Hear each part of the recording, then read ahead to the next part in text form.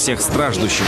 Сегодня к ней спешит народная артистка Татарстана Гульзада Сафиуллина, которую очень любят в республике. Много лет ее концерты проходят с неизменным успехом. При этом личная жизнь артистки всегда была под грифом «секретно».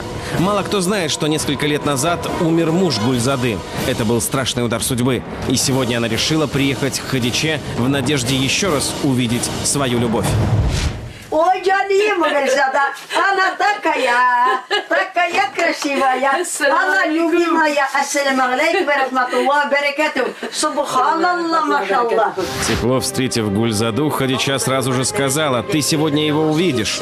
Обряды лечения у Хадичи всегда проходят по-разному. Общение может занять 10 минут, а может затянуться на часы. При этом целительница всегда читает суры из Корана, постукивая посохом по полу.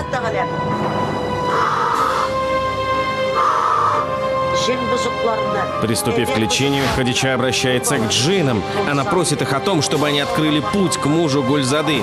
Мы ничего не видим, но именно в ту минуту, когда Хадича дует и обнимает женщину, происходит та самая желанная встреча на небесах. Гульзада видит мужа. Открой глаза. Не знаю, что сказать. Меня переполняют эмоции.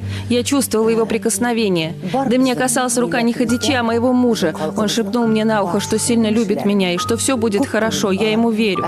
Чувствую, что глыба с плеч исчезла.